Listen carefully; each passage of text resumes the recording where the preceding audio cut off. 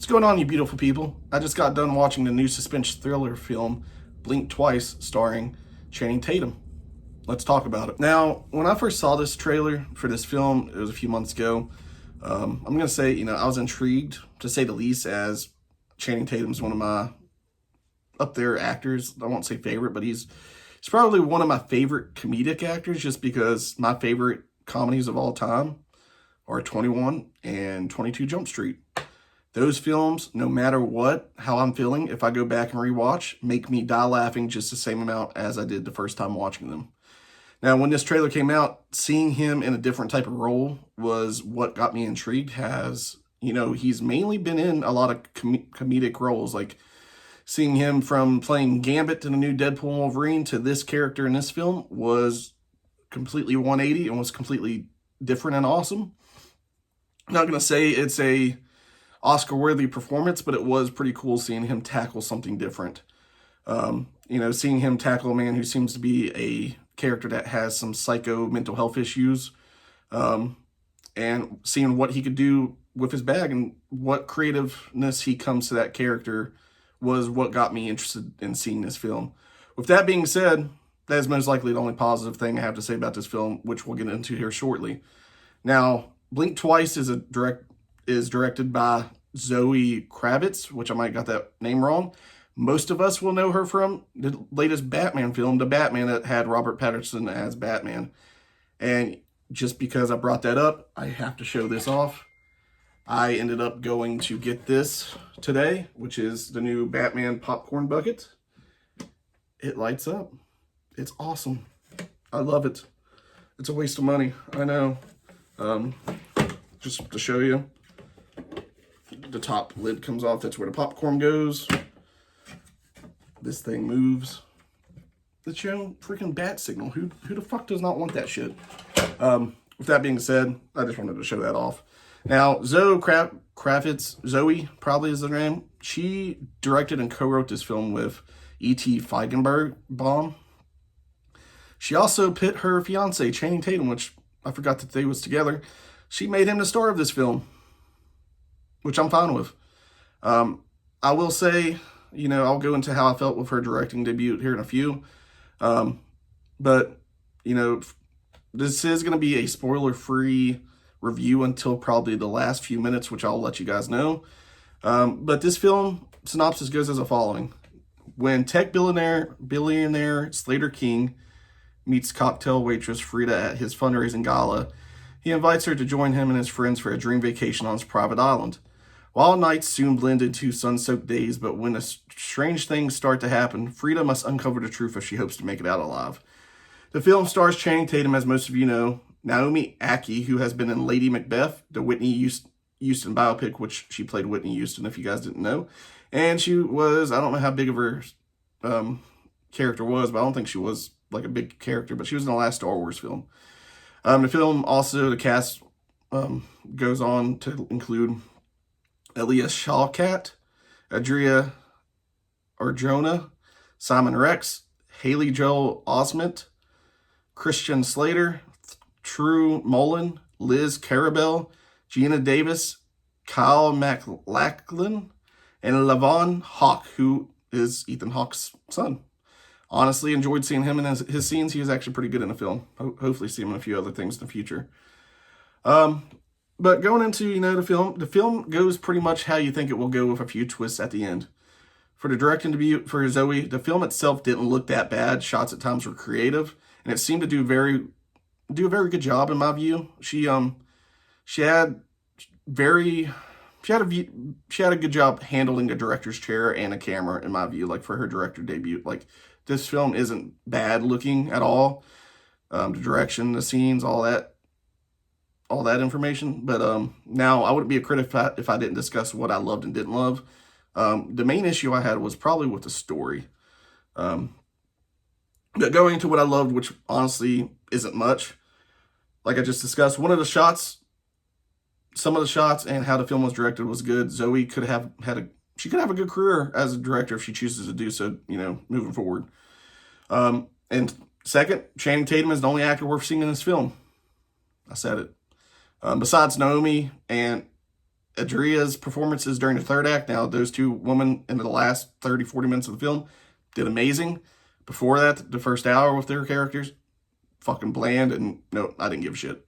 Channing Tatum throughout the course of the film, interesting to see every time he was on scenes, on the screen. His last 30 minutes was probably the best, same as, like I said, those other characters, but overall, throughout the film, he did pretty awesome. During the last act, Naomi and Adria being the ones to try to survive and had some great scenes showing off their abilities. A few of the scenes where it starts to get bloody were good, but could have been better, especially since this film had an R rating. Like the kills weren't over the top, but they weren't too graphic either. Lastly, the final act of the film, probably the last 30 minutes was pretty good and gets you interested. However, it's the hour and 10 minutes before that. It doesn't really make it worthwhile going to that point. Like the first hour and 10 minutes, I literally was watching my phone every 10, 15 minutes, seeing when this film was ending. Unfortunately, that is pretty much all I have to say positive of the film. Channing Tatum gives a good performance. The last 30 minutes of the film was pretty good, especially with those two women's performances. The kills at times were okay. The story during the last 30 minutes was pretty good, but like I said, the first two acts were just slow, boring, etc. And that's where my negative thoughts go into. The film sets at an hour and 42 minutes and it has an R rating. That first hour of the film drags on for what feels like eternity. The story doesn't make you care about the female characters until a specific scene they show towards the third act, to show you what has been happening to them. Like they show you, no spoiler yet, but like during the trailer, it shows you that they're losing their memories, and at some point in the film, it shows you what's been happening to them. And because of that, it was hard to watch. I have daughters of my own, and I've had some individuals who have gone through that sort of trauma. So when that happened, it was just tough to watch it. And it gets you, rooting for those characters towards the end of the film. But during the first hour and 10 minutes, you don't give a shit about these characters. Besides Channing Tatum, because you're interested in seeing what he is bringing to the film. The first hour, it spends too much making you confused on what is happening, which I get why he did that, but spending too much time trying to tell a story without connecting you to these characters, they didn't set up a payoff besides, like I said, showing you that scene and then wanting you to care about the characters was just a little bit too late. And here's my huge gripe. I love snake films. I am fucking terrified of snakes. I don't know why. Well, I've been bitten by a snake once. Fucking terrible experience. So I've always been interested in things that I've always been fearful of. So I love learning new things about snakes, learning new, watching new horror snake films, things like that, like I discussed in my last video. However, there are some scenes where they use pythons in this movie, no spoiler, that, their venom is used in this film for something. Pythons do not have venom. They are boa constrictors. They have rear teeth that can bite you, yes. They don't have no fucking venom. So I don't know who the fucking I know Zoe and that one dude wrote this film. I don't know where they decided, like, hey, let's put some yellow pythons in this film and let's say they have venom. Those fucking snakes don't have venom. Sorry, I had to go on a rant. But the kills are toned up at points, but also toned down, like I said before, with having an R rating. Nowadays, if you have an R rating, you need to give bloody kills, be creative, do something new to get the audience talking about it if you're going to give it an R rating. If you're not, like the shitty-ass New Strangers film that came out like during the summer, like 3 months ago, then give it a PG-13 rating and try to make a little bit more money. Because this film felt like it was PG-13 anyways. Besides, like 10 minutes during the third act, there's times it felt like it was R-rated, but besides that, it was PG-13. Unless besides, I guess, drug use. I guess that's why they also had made it rated R. Lastly, the story itself. It's a film you can piece together the things that they're trying to tell you what's happening. Like you get the story, and at times you got to piece it together yourself. I don't like that because a lot of films have been doing that here lately. However, when they show you how and why, they don't really explain. So, spoiler alert, if you don't want to be spoiled for this film yet, please click off and come back and watch the end of this. 3, 2, 1, okay. If you don't, what the fuck is the perfume making the individuals forget what's going on? They don't tell you. My best guess is Slater King, Channing Tatum's character team, creates this perfume in some way, but they never say or show that that's the case.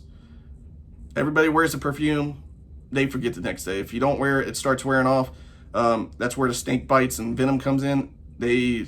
One of them got bit by a snake. The other ones ends up drinking snake venom as shots from a Indian lady from on the island. After they did all that, they start remembering what happened to them, and that's where the chaos goes, the last act. The twist of Naomi's character being there before was a great twist. However, it does not explain how she got there the first time. Maybe it happened the same way. She was just looking for Slater King, wanted to be famous, and went. But it also doesn't explain how the fuck she got off the island to begin with the first time. Unless, Slater King, in his fucked up mind, decided to let her go to see if she was going to come back and forget everything, which was the case. So I'm guessing that's what it was, but they don't really give you those fine details. But like I said, the film had potential, but these issues caused, the grade to go down. I gave the film a 6 out of 10. Now, I will say it is worth seeing, but I don't believe it's worth seeing in theaters because, like I said, the film drags on for too long with giving you characters and the story itself, nothing to really give you. You don't really care about them. The first hour is just showing you they are on an island. They are getting fancy dresses and white gowns and swimming, getting fucked up every day, and doing some crazy drug shit at night and then waking up again. And this goes on for a good 40 to 50 minutes and a few scenes here and there showing you some key pieces, but they could have brought that down a little bit, and I wish they would have added some more character depth to Channing Tatum's character. Like I said, it is worth checking out because of Channing Tatum's performance, which I wish they would have gave him a little bit more time to be creative, crazy, like a psychopath. They only give you about 10 to 15 minutes of that. The time he does, he's pretty good. He's interesting and a little terrifying, and I would have loved to see them to let him go full crazy for a little while. But that's it with this review. Please let me know now. I can't talk. Let me know down below if you've seen this film or plan to go see it. If you've seen it, let me know what your opinion was on it, and let me know if I was right, or let me know if I'm a fucking idiot. My opinion didn't mean shit, and it was stupid, and I was wrong, and you guys think this movie is freaking Oscar worthy. But as always, please leave a thumbs up down below if you enjoyed this review. If you have not yet subscribed, please subscribe. I know I only have like 4 subscribers, which is sad. I have been doing this for about a month now. I think this is my 15th video, so please, please, please give me a subscribe. I will do better. Leave me a comment down below. What should I check out next? I believe the next film I'm going to check out is probably The Crow when I have a chance. I was going to go see it today, but I got busy with work. I'm going to try to watch it I'll probably try to watch it sometime this week. But from what I've seen, the film itself isn't getting great reviews, so I highly doubt anybody wants to hear me talk about it. Besides that, thanks for checking in. I'll see you sexy motherfuckers next time.